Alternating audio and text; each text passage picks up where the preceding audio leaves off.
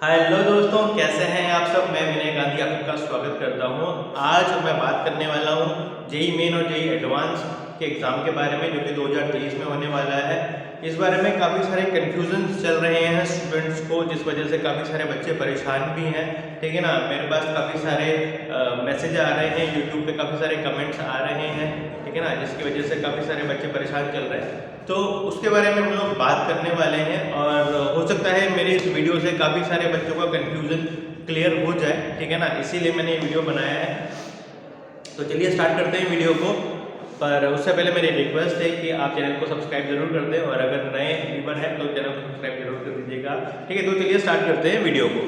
तो सबसे पहले हम लोग बात करने वाले हैं जेई मेन 2023 का जो फॉर्म्स निकला है, ठीक है ना। इसमें सबसे बड़ा कन्फ्यूज़न जो है एनटीए ने ये छोड़ दिया गया है कि उन्होंने जो 75% वाला क्राइटेरिया मेंशन किया है, बट टॉप 20 परसेंटाइल वाला क्राइटेरिया मेंशन नहीं किया है। और जो 75% वाला क्राइटेरिया भी मेंशन किया है, उसमें उन्होंने मेंशन किया है कि CSAB के थ्रू जो काउंसलिंग होती है उसमें 75% रिक्वायर्ड है। जोसा का उन्होंने कहीं नाम नहीं लिया है। मैं एक बार फिर बता रहा हूँ, जोसा का उन्होंने कहीं भी नाम नहीं लिया है, पर ऐसा भी नहीं कहा है कि रिक्वायर्ड नहीं है। तो ये कंफ्यूजन एनटीए ने छोड़ दिया है, ठीक है ना। तो ये कंफ्यूजन अभी तक बरकरार है। इसके लिए हम लोगों ने मेल भी किए हैं एनटीए को, और बाकी सारे जैसे अलग पांडे सर और बाकी सारे कोचिंग के डायरेक्टर्स लोगों ने भी जो है उनको मेल किए हैं, ताकि इस बात का जो है कंफ्यूजन जो क्लियर हो सके, ठीक है।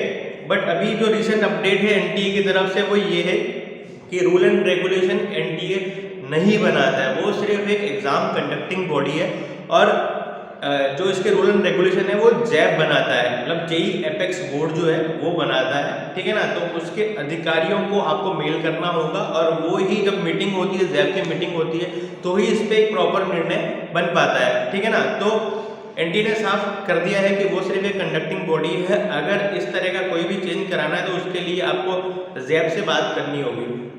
तो इसके लिए मैं आपको एक काम कर सकता हूँ, जो डिस्क्रिप्शन बॉक्स है वहाँ पे मैं आपको जो भी वहाँ जैब के जो रिस्पॉन्सिबल पर्सन्स हैं उनकी ईमेल आईडी मैं आपको डिस्क्रिप्शन बॉक्स में छोड़ दूंगा। तो आपकी अगर जो भी क्वेरी है वहाँ सीधा आपको मेल कर सकते हैं, ताकि जैब को भी पता चले कि अभी बच्चों के मन स्थिति क्या है और उनके माइंड में क्या कन्फ्यूजन चल रहा है, और सॉल्यूशन के लिए आप क्या बेटर कर सकते हैं, ठीक है। तो ये मैं ईमेल आईडी छोड़ दूंगा डिस्क्रिप्शन बॉक्स में, तो आप डायरेक्ट उनको मेल कर सकते हैं।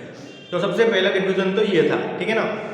दूसरी चीज, उन्होंने टॉप 20 परसेंटाइल की भी बात नहीं की थी, पर जो जेई एडवांस का बुलेटिन आया है, ठीक है ना, जो आईआईटी गुवाहाटी ने जेई एडवांस का बुलेटिन जो है रिलीज किया है, उसके अंदर उन्होंने 65 के साथ साथ टॉप 20 परसेंटाइल की भी बात की है। तो इससे हम मतलब एश्योर हो सकते हैं कि जेई मेन में भी टॉप 20 परसेंटाइल तो ऑब्वियस सी बात है लगेगा। तो जो स्टेट बोर्ड के स्टूडेंट्स हैं जो कि टॉप 20 परसेंटाइल में आ रहे हैं, वो थोड़ा सा निश्चिंत हो सकते हैं। बट इसके अंदर भी एक कंफ्यूजन ये है कि पिछले 2 साल से टॉप 20 परसेंटाइल अभी तक रिलीज नहीं किया है, ठीक है ना। तो मेन चीज़ ये है कि सबसे पहले तो सीबीएसई को ये टॉप 20 परसेंटाइल डिक्लेयर करना होगा पिछले 2 साल का, ताकि जो भी बच्चे अपने एलिजिबिलिटी का पता करना चाह रहे हैं कि वो टॉप 20 परसेंटाइल में हैं या नहीं, ठीक है ना, तो उस हिसाब से आगे वो फॉर्म फिल कर सकते हैं। क्योंकि 12 तारीख लास्ट डेट फॉर्म फिलिंग की दी गई है। तो सबसे पहले सीबीएसई को ये पिछले 2 साल की जो है टॉप 20 परसेंटाइल डिक्लेयर करनी होगी, ताकि बच्चों को एटलीस्ट जो स्टेट बोर्ड वाले बच्चे हैं उनके माइंड से ये कन्फ्यूजन क्लियर हो सके, ठीक है। तो आप टॉप 20 परसेंटाइल की तरफ से तो थोड़ा सा निश्चिंत हो सकते हैं कि वहाँ से तो आपको अगर टॉप 20 परसेंटाइल में जो भी बच्चे आ रहे हैं आप आराम से फॉर्म भर सकते हैं, किसी तरह का कोई टेंशन आपको लेने की ज़रूरत नहीं है। इसके लिए आप ऐसा भी कर सकते हैं, पिछले 5-6 साल की जो टॉप 20 परसेंटाइल है वो आप देख सकते हैं। पिछले 2 साल की तो अवेलेबल नहीं है, पर उससे 2015 से लेके अभी तक जो टॉप 20 परसेंटाइल है उसको आप एक एवरेज लगा लें, और आपके मार्क्स आप चेक कर सकते हैं कि आप उसके अंदर जो है आ पाएंगे या नहीं आ पाएंगे, ठीक है। तीसरा जो है पॉइंट वो मेरा ये है कि कुछ बच्चों के मैसेज आ रहे थे कि सर आप पोस्टपोन के लिए भी बात कीजिए, या फिर पोस्टपोन करवाने के लिए आप थोड़ा सा आवाज़ उठाइए।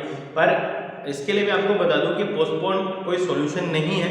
और इसमें एक और पॉइंट भी आया था कि कोरोना आ रहा है, तो कई बच्चों के माइंड में ऐसा भी है कि कोरोना आ जाए तो पोस्टपोन हो जाए, ठीक है ना। पर मैं उन बच्चों को ये कहना चाहूँगा कि कोरोना आ जरूर रहा है, बट अभी तक उसकी इतनी फ्रीक्वेंसी नहीं है इंडिया के अंदर, और ऐसा माना जा रहा है कि उतना प्रभावशाली ये नहीं रहेगा। तो हम कोरोना को लेकर अगर पोस्टपोनमेंट की बात सोच रहे हैं तो वो हमारा सोचना सही नहीं है। और मैं इस बात की सलाह भी नहीं दूंगा आपको, ठीक है ना, कि आप इस बारे में सोचें, आप अपनी पढ़ाई करते रहें, ठीक है ना। और एट द लास्ट मैं आपको ये बात कहना चाहूँगा कि NTNJP जो कहा है वो ये कहा है कि एडमिशन के लिए ज़रूरी है, 75% वाला जो भी क्राइटेरिया है वो एडमिशन के लिए ज़रूरी है। आपको एग्ज़ाम देने में NTA ने ये मना नहीं किया है कि आप 75% नहीं है तो आप एग्ज़ाम नहीं दे सकते, तो एग्ज़ाम देने के लिए किसी तरह का कोई क्राइटेरिया नहीं है। और जो आपकी काउंसलिंग होगी वो भी जून में स्टार्ट होगी, मतलब जैसे जो भी रिजल्ट आ जाएगा 18 जून को रिजल्ट आ जाएगा और उसके बाद ही काउंसलिंग स्टार्ट होगी, मतलब 19 या 20 तारीख से आगे काउंसलिंग स्टार्ट होगी।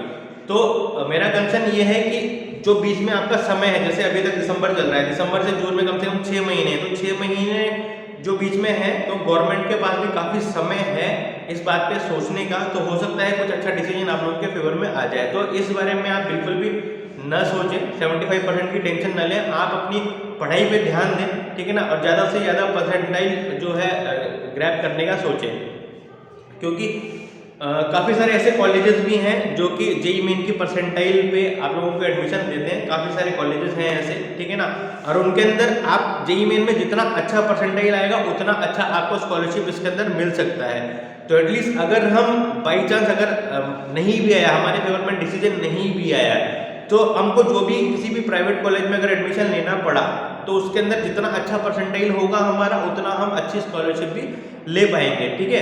तो मेरा यही कहना था, इस बारे में ना सोचें, अपनी सिर्फ पढ़ाई पे ही फोकस करें, ठीक है ना, क्योंकि हम उम्मीद कर रहे हैं कि 75% वाला क्राइटेरिया जो है हट जाएगा। बट इनकेस नहीं भी हटा तो आप जिस भी कॉलेज में एडमिशन लेंगे उसके अंदर आप अच्छी से अच्छी स्कॉलरशिप तो पा ही जाएंगे, ठीक है ना।